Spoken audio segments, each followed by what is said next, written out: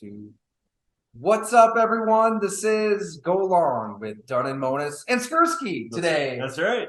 Great to have you here, Jay. Thank you, buddy. Welcome. Appreciate it. Good to see you. Thanks Jim. for joining us. Thanks, Yeah, man. Appreciate it. Yeah, this is cool. We're here at Fatty in Orchard Park for a special playoff extravaganza. Jay, where's your beer? Yeah, sorry. Let me get in here. Yeah, I should have left mine in the can. First timer. I'm learning. I put it in a glass. Sorry. It's all right. We'll teach you our ways. Yeah. Quick shout out to St. Francis here too. It's Fatty Beer. That's right. St. Francis guy owns it, so I got to get my plug in whenever I can. So yeah, we can't forget the plugs here. Fatty, they've been treating us great all season long. I mean, Tyler, I think it's become kind of known that the more we have, the better our podcasts seem to be. Yeah. It's kind of the feedback we get. So Fatty Beer Exactly. fuels the nonsense that comes out of it sometimes. Right, if you get a few IPAs and Monas, you don't know what draft stories are gonna make their way to the surface. So let's just throw back a lot of beers and see what happens here, right? It's good to laugh because we weren't able to laugh much last week, Jim. We didn't really know what the hell was going on with the sport, and it's great having Jay here because we were sitting just right by each other. I think Next we had to each other. Armando between us. yeah, maybe. Yeah, right. Yeah, in that almost press next to box. each other. Yeah. And when anybody asked me like what that night was like in Cincinnati and what you saw, when you knew it was different, I say it was when Jay had the binoculars first, and you said it's CPR to Damar Hamlin. But I mean, we got to just start there before we get into the game itself because I hadn't really seen you since the game. Yeah. How are you doing, Jay? Since a night we'll never forget. Yeah, I mean, I'm good. It's been a whirlwind. It's been a lot of work, as you can imagine, right? Since then, we were talking before we started here. That's probably the biggest sports story that maybe we've ever covered. It's close to it. It's funny reflecting back on it. In the moment, it started as, okay, there's a guy down. Nobody really saw what happened. At least I didn't. It was a regular play. You didn't anticipate that it was going to be something like that, right? And then, okay, there's a guy down. Who is it? It's Damar Hamlin. And I remember seeing Tim Settle first, the Bills defensive tackle, and seeing his face and going, it doesn't look quite right? I mean, we are accustomed in this league to covering injuries, sometimes serious injuries, right? We see it every week. Earlier this year, Dane Jackson left in an ambulance. Micah Hyde is out for the year, maybe, with a neck injury, right? 2 guys from the same game going to the hospital with neck injuries. And I hate to say it, it sounds horrible, but we've become accustomed to that, right? And honestly, so that was like the first thought, like, boy, was there some sort of, neck or head, trauma, serious, something that was that serious. But you didn't know right away, right? It's just in the press box, and I think you would attest to that too. I mean, as you said, we were sitting right next to each other. You didn't know, but I remember how quickly the trainers came out. Remember how quickly there was a backboard, a stretcher that came out. It was damn near immediate, right? And then just seeing the reactions on the Bills players' faces, it was apparent that this is not a normal injury. This is not something that we've seen before. And then at that point, you're, as you said, I'm kind of looking through the binoculars in the press box, and Cincinnati's got a pretty good view. You're kind of at midfield, so you're kind of able to see a little bit of what's going on. But there were so many trainers around that it was hard to have any idea what was happening, right? And I do remember this moment where for just a brief second, the people that were treating him sort of shifted around. And you could see that distinct motion. That's where and it was, what Tyler said, like I tweeted, they are doing CPR on Damar Hamlin. And I think you said, "Oh my God!" I swore during your podcast. I'm sorry, but I remember we never swear on this podcast. Yeah, we'll have to bleep that out. No, and I'm almost kind of getting emotional reflecting on it now because it was something I had never seen, something nobody had ever seen on a football field, and that moment is really sort of etched into my memory, is seeing that distinct motion, and then from there it's the reporter in you is you're doing work, right, and especially at the Buffalo News, like you've got a newspaper to put out, and this is now it's a big story, and so I honestly what I was consciously doing was just trying to tweet everything that I was seeing. so that I would have a record to go back to look at, to know, like, okay, all of this stuff happened, right? And to piece it together, And right? probably literally everybody else who covers the Bills was going through Jay's. Maybe, maybe. It's, but, you did such a great job, is my point. I mean, you really did have the play-by-play, and you saw everything happening in real time and documented it. And I tried to do that purposefully. I do remember thinking, like, I need to be tweeting exactly what I'm seeing right now, so that, because the days of writing things down on a pen and a piece of paper are sort of gone. Like, Twitter has kind of become our notebook in some ways, especially during the game. And so I remember, kind of going back, and then eventually the ambulance leaves, and it's, what are we going to do about this? How are we going to write this? And then we were also laughing a little bit about, before we came on, about the amount of requests that we had received to talk about this. And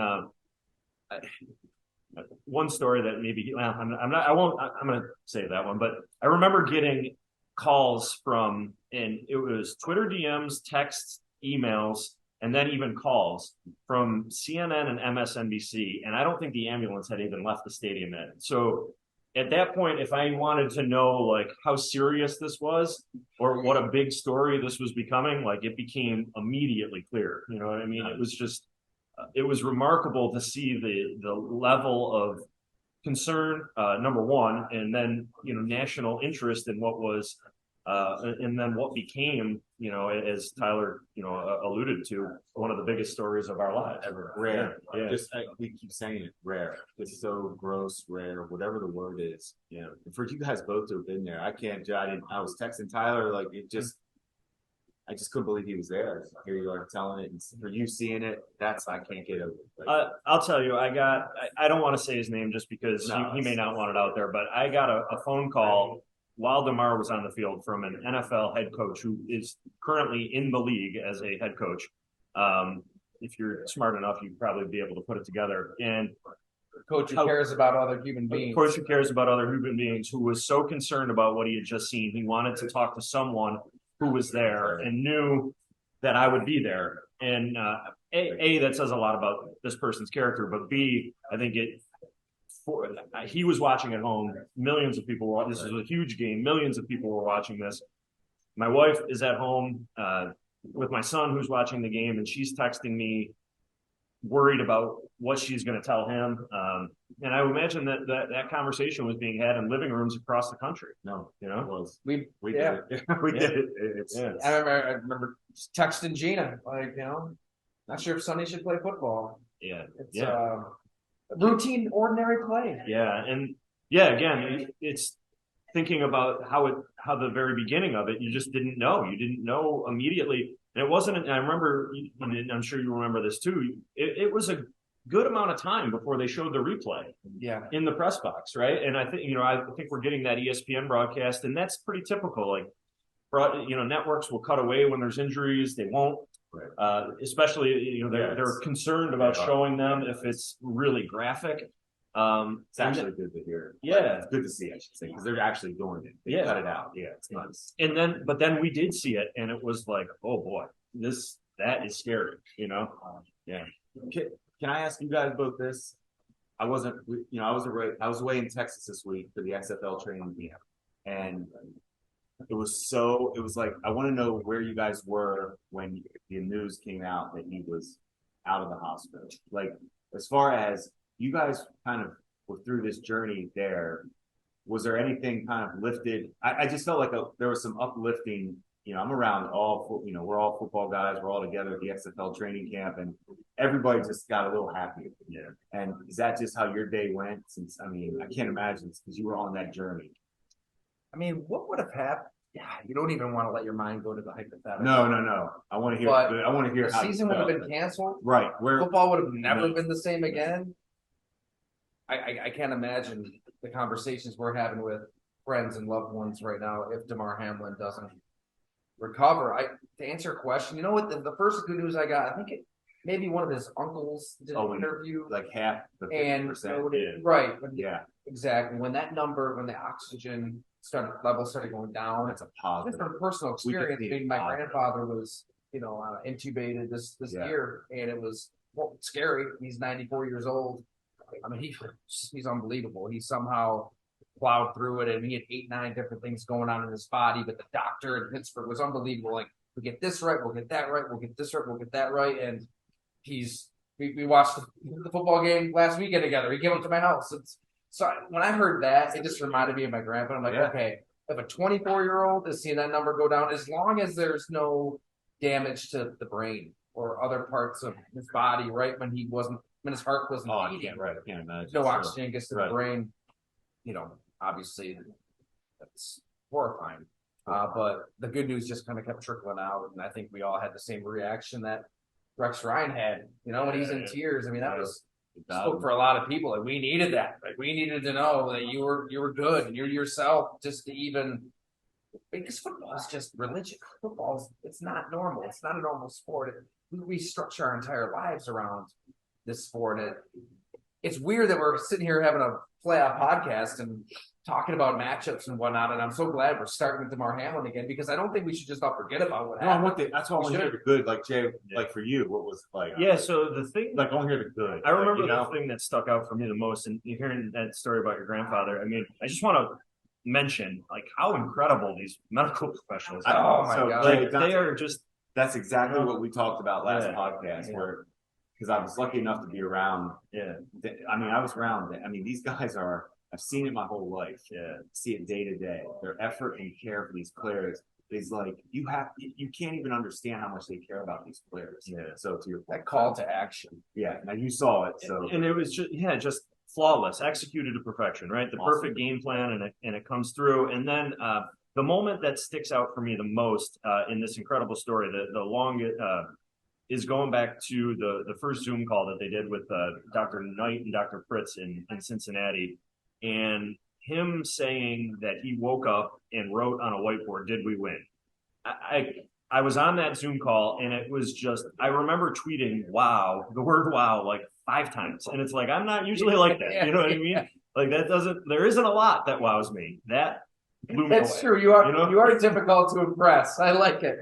Yeah. 5 wows is official. It's official. Like, I'm surprised, right? No, and just the you immediately go to, man, oh man, if this kid woke up and that was his first question, he's okay. Like, or he's going to be okay, because the sign that neurologically he was there. Exactly. Neurologically, everything it's out of a movie. It's incredible.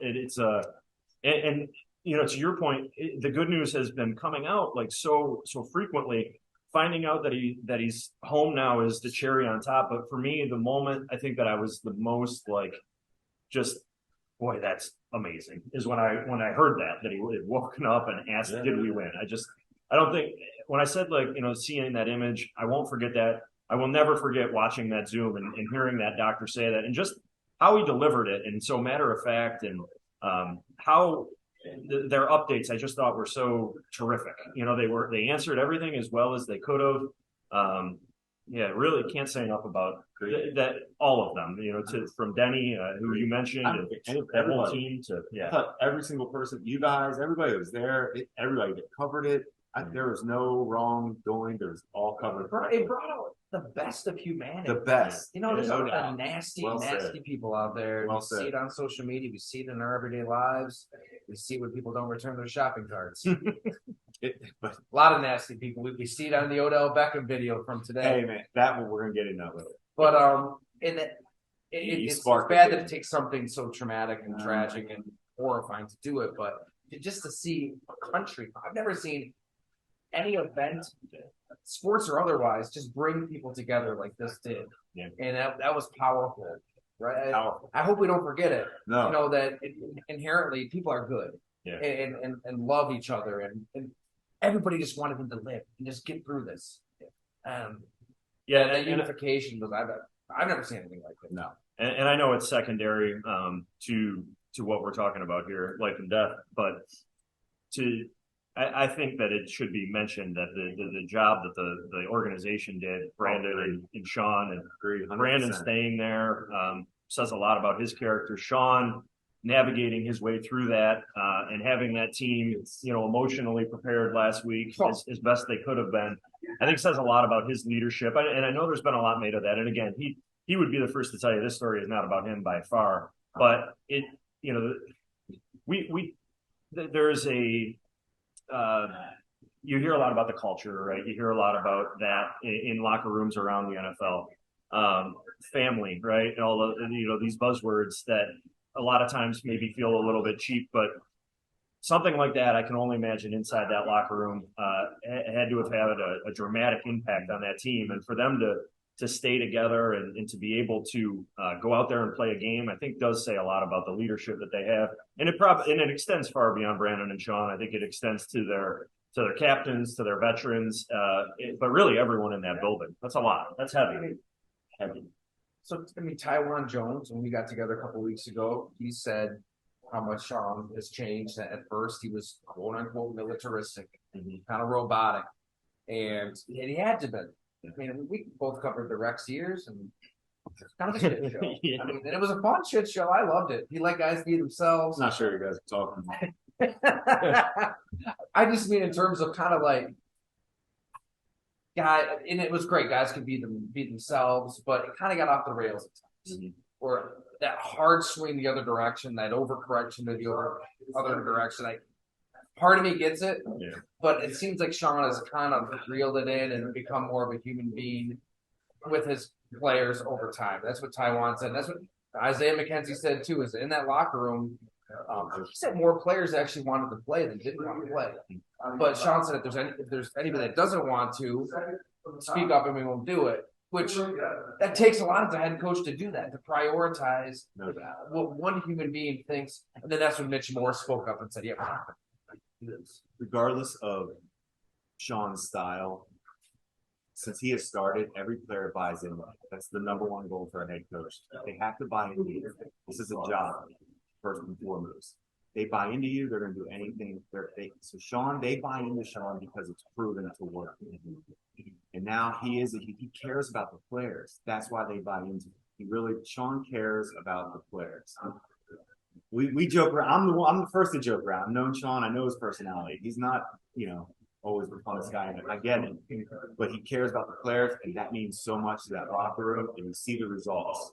So, to your point, Deion Dawkins said largely the same thing yesterday too about a softening, and he'd know almost as well as anyone. He's been there with Sean really from the beginning, part of his first draft class, and Deion is one of those guys in the room that you're the bonus draft class, right? That's his game. He's been around at this temple on Thursday night. Anyway. Yeah, he's one of the guys though that I think you can pretty much count on to give you a pretty truthful answer most of the time. And he did give that answer about Sean, about his softening a bit, and I think that's you learn, right? Oh, and we all would. I think I would be better at my job now. There, another opportunity. Sean, we all grow. You guys, I'm sure, better players, better on the air than you ever were. I mean, Sean is his team. What he has gone through this year as a coach. People talk about it. You don't sign up for them, and you to react to that. And I promise you this, and Sean, I know every NFL team. We talk about this too, but that mental health, they care about that. The players know that. They put an emphasis on that. It goes such a long way. I'll tell a quick story, Tyler, before you get in. I talked to Sean. I did a rather lengthy feature on him a couple of years ago. I went out to Lake Tahoe. He was playing a celebrity golf tournament, and I had a conversation with him about why can you be so darn difficult to deal with in the season? You know what I mean? Like, why can't we ever get a straight answer from you? And he basically said, it's not, I'm paraphrasing here, but his answer was, everything I do in the season is with my players in mind. And so if I don't answer a question, it's because I'm protecting my player in some way, shape, or form. I might not tell you about his injury, or I might not tell you about why he dropped a pass on 3rd and 5. Whatever he does, his entire approach when the season begins, and if you watch him very, very closely, and I would tell people to do this, watch his answers in these end of season press conference, whenever that comes for the Bills this year. That is usually held the day or 2 days after the season ends, and see how much more free and willing to answer questions he is than he is in the season. Once the season's over, he opens up to an extent. Execution, 13 seconds. Well, okay, that's a notable difference. But you gotta understand. Yeah, we can't. I took it a dark direction. No, sorry, no, because you know what, we're going into we're transitioning to football, and podcast. Yes. But I would also say that there's the potential that the execution is protecting someone, Absolutely. right? Absolutely. Which But would go back to the idea that he's going to protect his players. Always. I don't want to. Andy Reid, guys, this is why I grew up. The players didn't even know what the hell happened. I'm just Yeah. saying. Oh, Yeah. If they were talking, Oh, we're I going agree back to that, but I'm saying as far as that he's been protection exceptional goes, through this all. yeah. No, So our buddy Sal Maiorana, who I'm lucky enough to sit next to at home games, and I love curmudgeonly. Had a great conversation with them. I mean, Can we get those transcripts? Can we get that transcribed over? You would love those. I'm sure those transcripts. would probably be the best stories. Those would be the best stories. But so Sal is the unofficial historian of the Bills. He's written multiple books about them, covered or watched them for 50 years, right? And has said that there has not been a season that has approached this in terms of adversity in franchise history. And I'd be willing to bet you could probably make that case for a lot of teams throughout the league, that there has not been a team that has gone through something like this. We've talked about it. I can't think of anything. Right. I mean, if there were some guys that weren't feeling, I don't think that they, after the Arrowhead, 13 seconds, the way last season ended, I don't think the guys are ready to revolt, right? But that they were a little upset that there wasn't closure to an extent. They didn't really know what happened. Yeah, they wanted answers because that was a team that could have won it all. Everything that's happened this season, you're absolutely right. I mean, I feel like guys, I mean, their love for their head coach and their respect for their head coach has just reached an all-time high. That accounts for something. So I would pose a question to you guys. This is something that I'm working on. Another plug here, second plug. In Friday's Buffalo News, we've got like our big playoff preview section, and my sort of centerpiece story for that is centered around the expectations for this team and how they were set the day after the Super Bowl. They were preseason Super Bowl favorites, right? Historic, right? Nobody bet on a team to win the Super Bowl more than the 2022 Buffalo. And they didn't even make it to the conference championship last year, which is amazing in and of itself, right? I like that move too. That's right. I almost think that was the time. You forget the Bengals. Yeah. I almost sometimes forget the Bengals beat the Chiefs. Divisional round game, right? They lose in the divisional round. No, because we're going to talk about it. And so this team goes 13-3 in the regular season. They lose 2 games, one game which in a million years they would never lose again, right? To Minnesota. That Justin Jefferson play is never happening again, and Josh Allen isn't fumbling a snap. It's true. All you have to do is take one snap and you don't lose, right? So they lose home field advantage. They lose the first round bye because of that game. The Miami game in week 3. How many times does Allen miss that throw to McKenzie for a touchdown? Yeah. Not very often. He makes that throw 90 out of 100 times. Bizarre. And then the Jets game, they lose that. That would be the one game where you could say they maybe deserve to lose. And in that game, he throws it 70 yards on a rope to Gabe Davis, who drops it. With a chance I to. forgot about that. So they've lost 3 games, and they have lost them all in ridiculous fashion by a combined 8 points. Now, all of this is to say, this is a long-winded way of getting to my point. Why, if you follow Twitter during the game, is this the worst team in the NFL? Like, people are furious that the offense isn't scoring every time. The defense stinks. Like, where are our expectations for this team? What do you think, Jim? I think they're one of the 3 teams that's going to be fighting for the Super Bowl. Yeah. With Cincy and KC. But I'm with you though. But there's been almost they have no chance. Yeah. It's Bengals KC. And I feel like there is a part of me that goes, there's a lull during the game where the offense isn't doing it, or the defense is giving up more than we're accustomed to, and they just don't pass the eyeball test at times. And so I get where people are coming from. I can tell you this, because I'm big analytically. Yeah. They pass the eyeball test on the stats that matter. Of good teams. Yeah. So that's why I'm not panicking on this team. And I'm talking more on their defense team. Okay. Because the one thing Tyler and I talked about, and obviously you were there before the tragedy happened, but tragic incident. But the Bengals were ready to roll. Yeah. In that game. Yeah. Like that. You don't see the Bills look like that on a first drive where it's like the Bengals dictated that drive. Executed in game plan perfection. Yep. That's when you know, and when you're in the press box or you're the D coordinator, okay, they did their work too. Yeah. They came out. So that first punch in the mouth, like we always say, hey, Bills counter, field goals were matter in that game, touchdowns. So, and it's interesting that you mentioned that too, because I think, so much of what happened in that Cincinnati game is clearly wiped from the memories and wiped from the record books. But you're right in that the defense, boy, there were some concerns there at the beginning. And then the offense, and I won't even say the offense because it moved it down pretty well. But you get back to Sean and 4th and 3 from the goal line. Are we kicking there? He's been down that road before and it hasn't worked out, And that felt a little bit like field goals weren't going to matter. Field goals aren't beating Burrow. They don't beat Mahomes and they don't beat Burrow. Get it out of your head. So, yeah. Yeah, I think there's some obvious flaws with the Bills for sure. They're not this unstoppable, indomitable force of nature. Not unstoppable. Even top 3 or 4 unstoppable. I'm just saying, they're going to beat Miami. We could break down this match. No, I can't. They're going to beat the Dolphins, right? Here's 2 things are going to happen in this game. They're either going to it's a Bills win or it's a historic gross loss in Bills history.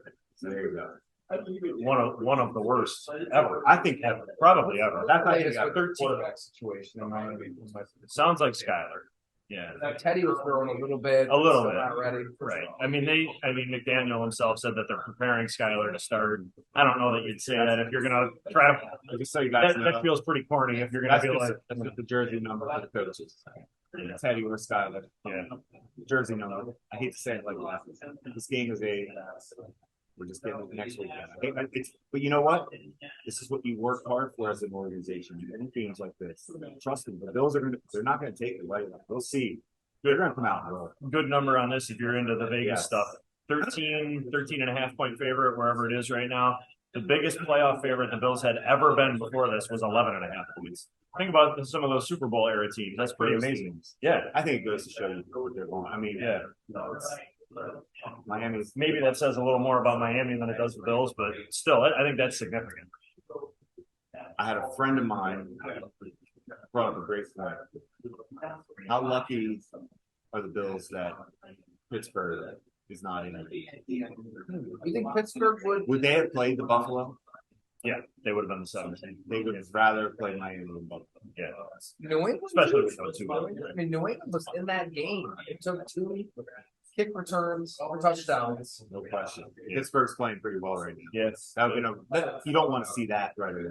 It's funny you mentioned Pittsburgh because I remember covering the Steelers game this year and Bills won 35-3 and I left that game going, geez, I didn't think Pickett was too bad. They lost 35-3. I know. I like Pickett. I like the first thing we talked about was the moment wasn't too big for Pickett. Yeah. It looked like he had that was his first start, right? Yeah. Then they started getting healthy on defense towards the end of the year. And they weren't a team you wanted to see. Yeah. So, okay, give us a reason that the Buffalo Bills will win the Super Bowl and a reason they won't. Well, let's see. A reason that they will. I hate to say it, but after what they've been through, there feels like a bit of a storybook type of a season to them. I know that's Hollywood, right? And I know that Hollywood doesn't always, not every season has this Hollywood ending, but if there's ever a team that's going, if there's neutral observers, right? If you're in, pick a city or St. Louis right now, and you don't have a team that you root for or wherever, trying to think of Fargo, North Dakota, right? That doesn't have an NFL team. How are you not sort of pulling for the Bills here a little bit? And maybe they ride that. Maybe they ride that wave of emotion. I talked about this before the New England game. I could see that going one of 2 ways. They could have won 50-0 and it wouldn't have surprised me, or they could have lost. They could have just been flat, and that wouldn't have surprised me either. And now it ended up being kind of in the middle, right? They did ride that wave of emotion, and they got it done. But maybe to your point, it wasn't always easy. And that's kind of been the story of their second half of their season. It hasn't always been easy, but most of the time they've figured out a way. And so they had wins like that before. Yeah, they had so many blowout wins, and right, exactly. And there was the whole narrative about their record in close games, and that's changed a lot. So the reason that they could win is maybe they damn well deserve to win. right? And the reason that they couldn't win is I think there's a couple. You know, if you want to get like into the X's and O's, like you're worried a little bit about the pass rush without Vaughn. That's why he was signed for these games. Right. KC game, he ended the last 3 drives himself. Exactly. So you've lost him. You know, the secondary is not the same as it has been. You know, Jordan Poyer is playing through more injuries than we even know. I'm sure we're going to learn about those after the season when he'll actually tell you. Trey is not Trey exactly yet. They don't have an answer. I mean, you know, they have a short list of guys who have disappointed. Kyrie Elam's on that list. He's a first-round pick. You want him starting. He's not starting. You know, you're down to your third string safety now. We know, you know, Micah isn't playing at least in this game. So I think the secondary is an area of concern. And when you couple that with a pass rush that maybe is having trouble getting home, there's some concerns there, right? Offensively, are they too reliant on Stephon Diggs? They have not had a consistent number 2 option behind him.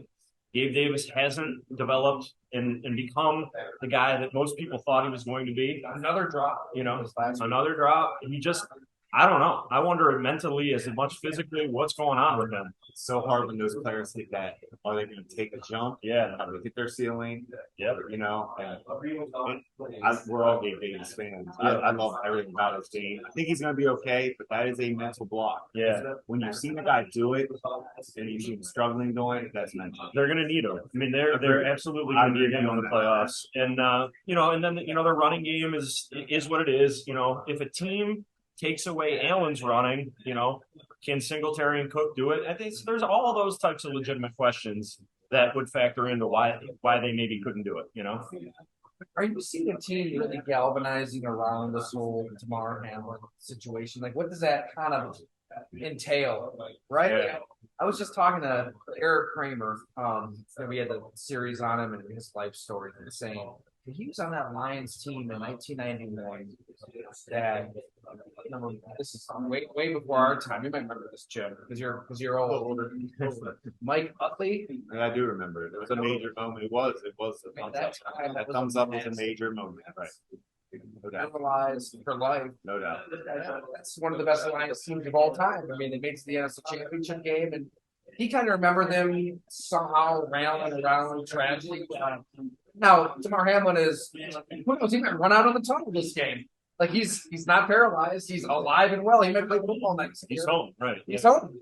Don't even. And so That could be a talk of that? powerful Yeah, that would be energy source for the team. They might want to save that for the Bengals in the division. Well, I'm going to tell you. Exactly. Yeah. Save Give them a little bit of time to don't rest use up. it against Skylar Thompson. Save it for Joe Burrow. Yes. And this is what's fun about being like, I love analyzing and talking about this, but I keep thinking about what the Bills are going through this week, like preparing for this game. Like, we're breaking down pass versus secondary, agree on all that. I think their secondary looks a little slow. Yeah, that would be one thing I've noticed. Yeah, just flat out. I feel like I'm seeing guys run by them, but man, they just want to be. Yeah, I promise you. Like this is what we have. They aren't breaking it down like we are as far as we have concerns. They don't have concerns. We are trying to win. We can win as people because we have this. Yeah. Okay. And listen, this entire season has built up to this moment, right? No, and this is their season now. Yeah. You just want to get. Right. You wanted to get through the regular season, and I'm sure there's a level of disappointment in not having home field, and missing out on that bye.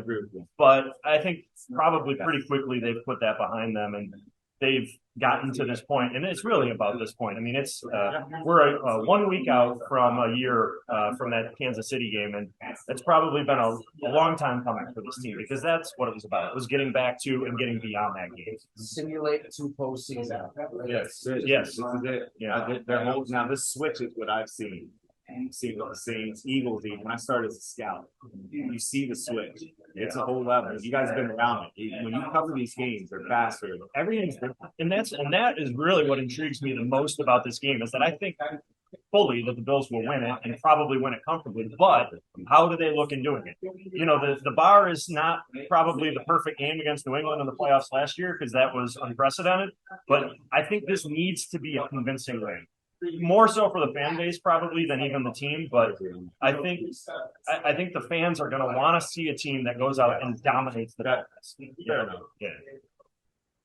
I would be concerned a little bit with Josh Allen's style in the postseason, right? Like Joe Burrow, is going to rely on everything up here in his head to just take what you give him.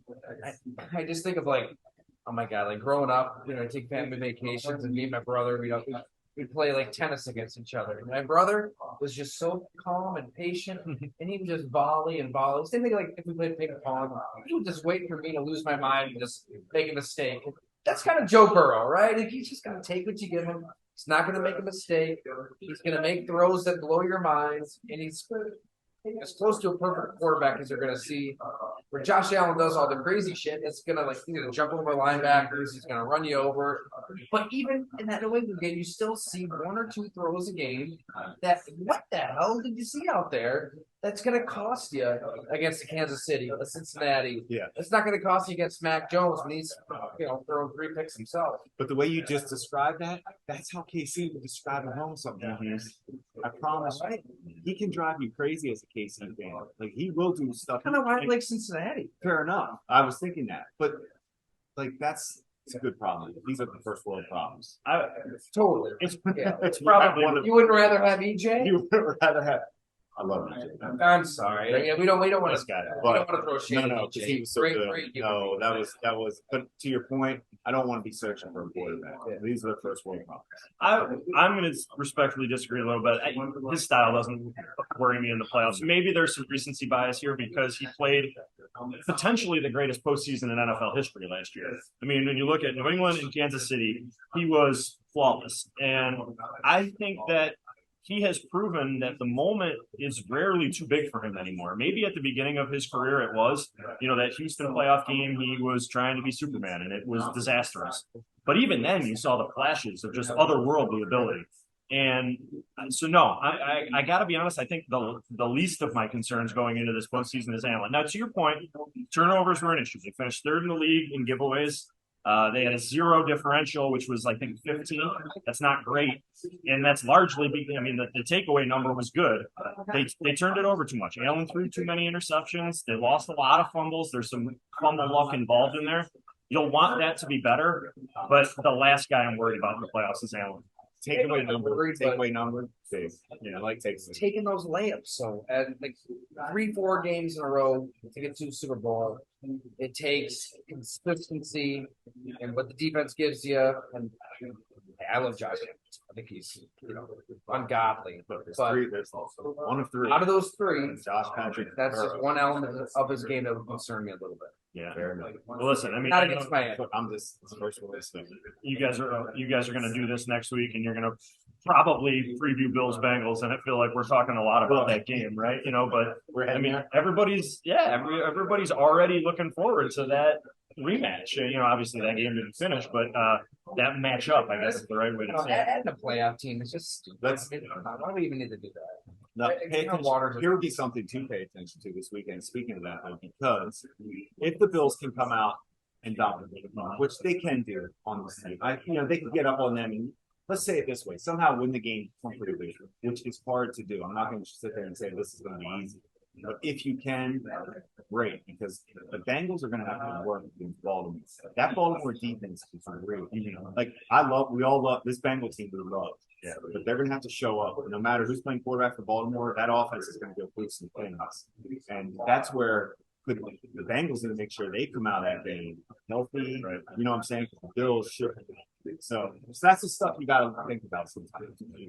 Great point, because the Bills would love to get out of this unscathed. This would be a beautiful. Hey, let's come out. Let's breezy. Let's run the ball. That's not great. It's never that easy. You want to be playing Tyler Matakevich midway through the third quarter, right? You know what I mean?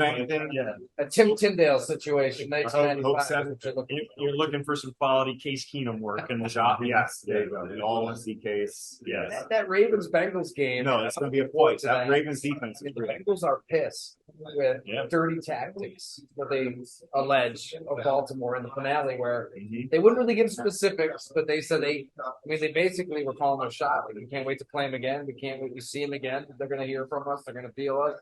Yeah. You're right. They'll win. They're going to come out with a few more bruises, probably. That's overanalyzing, but That's what we do, right? I mean, I know this is kind of Bills centric on this episode, but is there a game that you guys are looking forward to other than this one on the part of the Giants? I'm interested to see if the Giants are for real. I mean, I've never totally bought into the Vikings as a 13-win team. So you know, My got a lot of Vikes. debate. My Vikes. yeah. So I'm interested to see the Giants. Obviously, the Dayball and Shane connection, and you know, they're two good dudes. So that game intrigues me. The Chargers are that team that I think everybody's always kind of wanting a little more from, and maybe, you know, do they have the type of talent in the quarterback? And think what are they are getting Bosa back, right? Maybe or not, I don't know. But you know, maybe they're getting a little healthier. Can they maybe make a run? And can they, you know, if they win, obviously they get Kansas City the next week. So I would sort of maybe pick them as like that sleeper team, like if they get hot. You know, I know Herbert didn't have like the big fantasy numbers, but he was a stud, right? So yeah, I mean, that's the team I'm paying attention to. Chargers, Yeah. It's time for Herbert. yeah. It's time. Because I did not like the way Jacksonville went. That was Against Tennessee. no thank you on that. Exactly. But this is where Herbert needs to take that. This is official next step. Yeah. For him. And Trevor, you're close. You're coming on. Yeah. Like, yeah, in basketball, I always prefer basketball. But I swear the NBA is always an example where you always see guys that get into the playoffs and they get bounced, and then next year advance. You know, there's a process in this. Yeah. And this is Herbert's time to get in the mix with the big boys. Man, Yeah. good luck.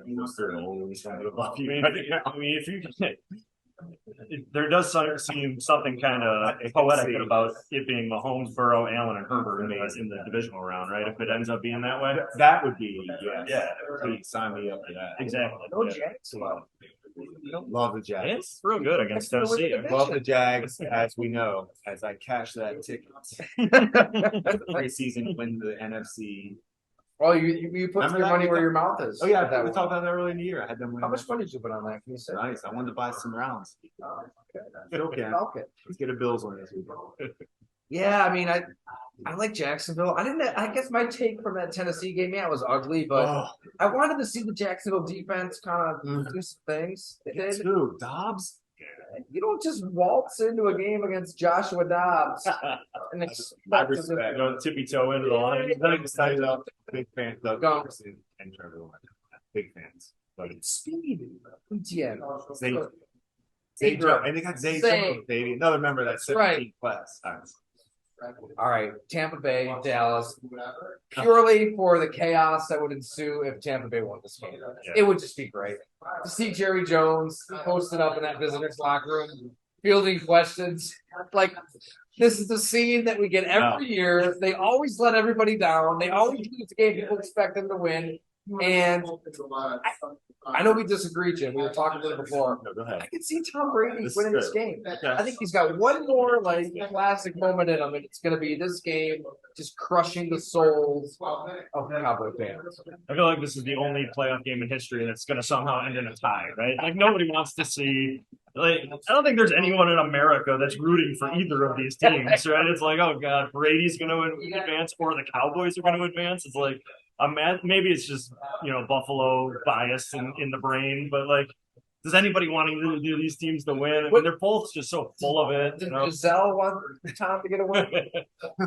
Jim, Can't wait to see her. Jim doesn't want to. No, so that she has her Prescott jersey on. Yeah. She can't wait for. But I do know that you think she watches the game? yes, with her Prescott jersey on. Okay. What I do think is, I don't know, is neither one of you are gamblers because you're saying that people wanted to end in the tie. No, and there are fans for both teams because there are a lot of gamblers. But take that out. I actually think Dallas is going to win this game. I think they're the better team. I think they're the I'm better I'm like this, and Dak has looked. I'm just. This is one thing I tried to do. This is a new playoffs are a different beast. Yeah. And the Cowboys are playoff ready. They've been there. They dabbled. You know what I mean? This is a good football team. Analytically, which I love, they're a really good football team. Tampa, they're not good enough. Yeah. You can't find a good football game for them. And Brady and Aaron Rodgers and we all are scared and blah blah blah. No. Yeah. Dallas should win this game. Now, let's It's not. lump them together. Come on. Okay, now let's do this then. Aaron is shot. I'm talking about age. But let's do this though. How you said if Dallas loses this game, you said the scene of Jerry Jones after the game.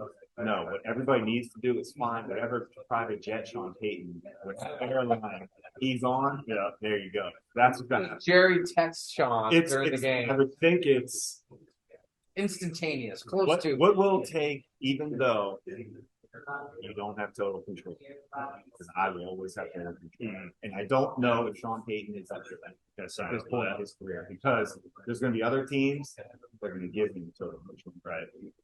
The control Cowboys thing look will be, so bad it's not against about the money for Washington. Sean. They look Okay. Dak looked bad. Tyler, agree again. I don't even like them. I've never seen Dak look worse. Mind blowing stuff he's doing. Like disappointing to me. I'm throwing it out. The NFL is a week-to-week league, and a regular season and playoff big jump. Not that Brady's not ready to jump. I just think Dallas is a good football team. I don't think Tampa's good. I think Tampa stinks. I love it. Yeah. Every week, can you come on every week? Yeah, sure. Yeah, have me back. So I'll take you guys on one. I like the gritty, grimy, disgusting wins that Tampa Bay has been turning out this year. I want an 8-9 divisional winner. I think it speaks to the intestinal fortitude. Just don't play this Those back when Buccaneers. Brady has his. Oh, I can't. Here it is. The first, If the 45-year-old, Buccaneers win, 450-yard. You know, Rashad White, friend of the program, is going to blow up. all right. All right, seriously though, on the Bills. No, yeah. All right, let's just bring it back. Let's close here with the Bills. I picked Cincinnati to win it all. I probably still kind of lean that direction because of Burrow, but gun to the head, I probably would pick Buffalo to win the Super Bowl. I just think that this DeMar Hamlin stuff is pretty powerful and could be that extra notch. I don't even know how you quantify it. Right? I don't know what metric you look at or how you. No. But it just feels like this team is so close. We've all been around this game for so long. You're in that locker room every day. You've got to talk to the players as much as they can. These guys seem so close. Yeah, that means something. I think so. They fight for each other. They've been knocking at that door for a while.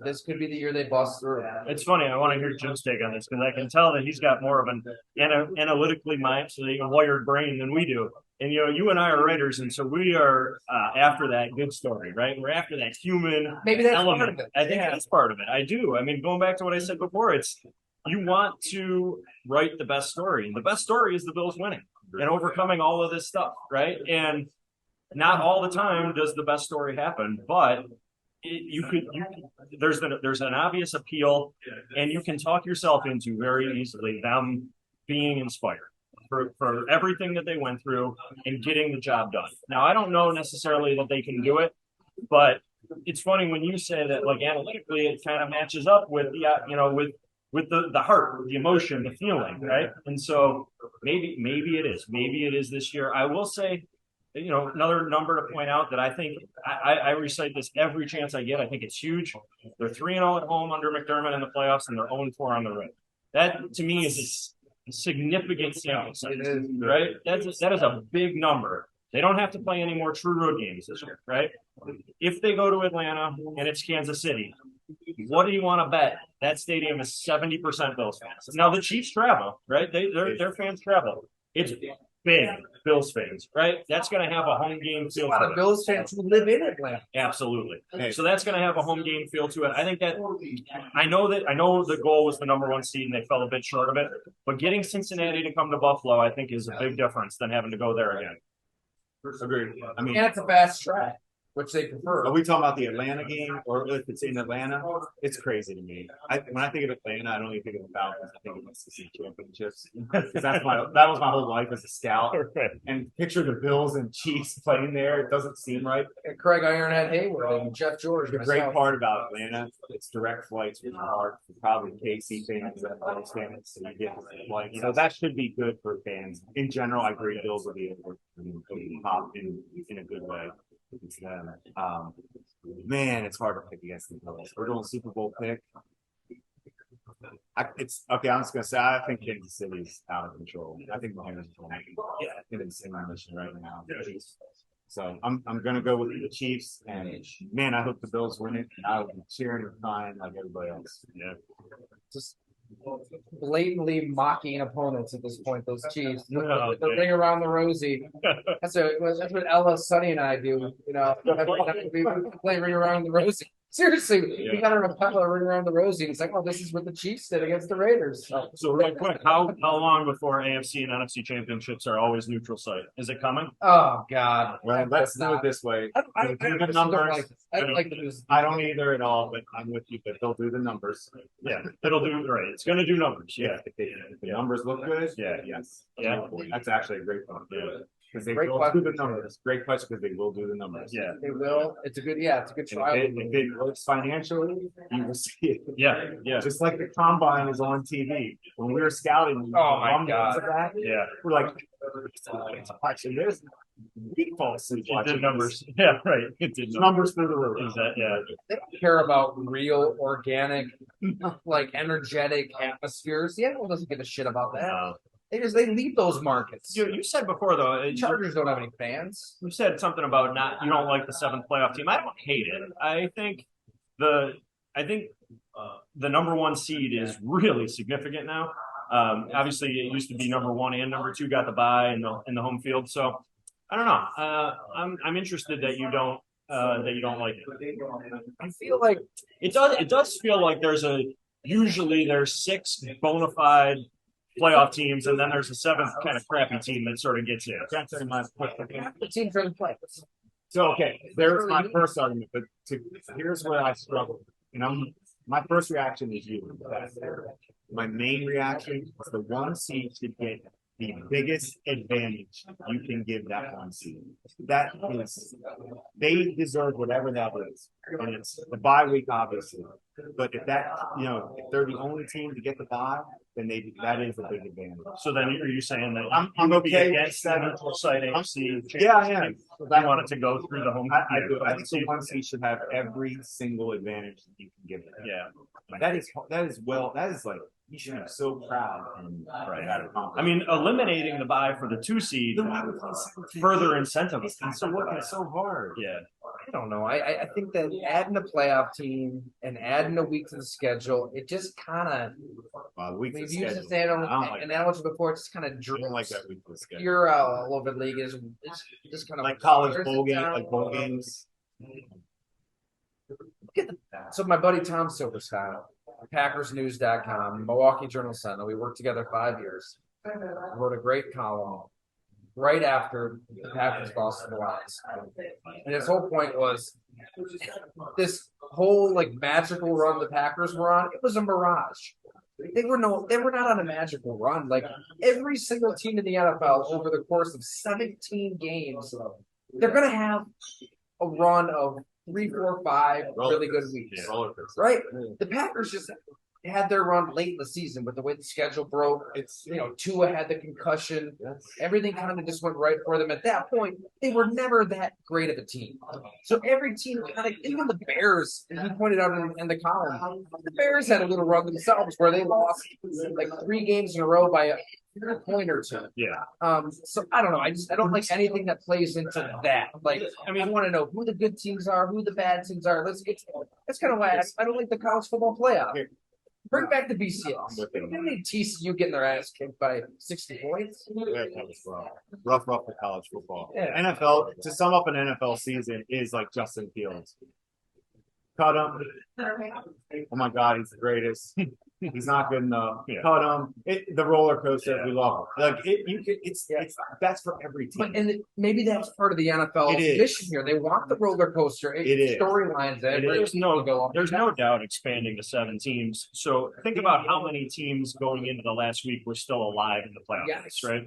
And so there's elements of hope. Exactly. You didn't like it though? And I don't like it. I thought I did a couple weeks ago. I think I even wrote it at some point. Like, this is kind of cool. I don't like it. I hate it. I disagree. I kind of like it. I think. Now, I will say that I think the NFL is a lot different than baseball in this way. That baseball, like Phillies made the World Series. I think they were the worst team in the playoffs record-wise. They were, not much better than 500, and they made it to the World Series. So I don't really know how that happens. I don't know that a 7 seed is making it to the Super Bowl because there does seem to be that pretty clear drop off. Like, wow, there's 6 teams that are legit, and that 7th team sort of snuck in. But The 7 seed's Tom Brady. And Yeah. Geno Smith.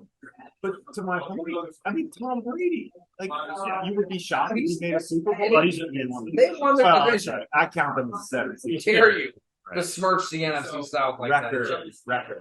I could do this all night. We should also talk about they should not seed by division winner. They should seed by record. But that's another point. You know what? Yeah, that's another hour. I know. I kind of like a team winning their division and being like rewarded for that. Oh, come on. I like it. I like it. The Buccaneers should not get a home game because they went 9-8. 8-9. 8, excuse me, whatever it was.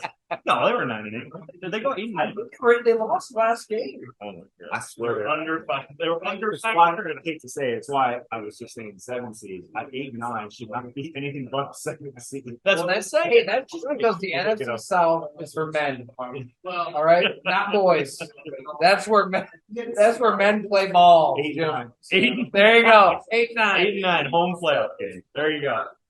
Love it. In front of those They're playing rabid Buccaneers fans. There's more to this story too. Mike McCarthy. That's a story I got to tell. Look, we don't have Aaron Rodgers in the playoffs, so we have Mike McCarthy now, and that's we have all Tyler's favorites. So this is all right. Yeah, well, we gotta definitely get back to that Aaron Well, Rodgers talk. So it's either a Bills win or historic loss. Yeah, I mean, I'm serious. close to the worst loss in franchise. I'm close. Yeah, I'm with you. Right, I think playoff. it yeah. beats 13 seconds. It's too bad. I mean, I I agree with was you. all in on Miami. Like, This is unacceptable. But This game, all You cylinders can't were lose. firing. You cannot lose. you cannot lose. Yeah, They were up by 8 I don't say that a lot in Buffalo. because I don't take anything lightly. You can't lose.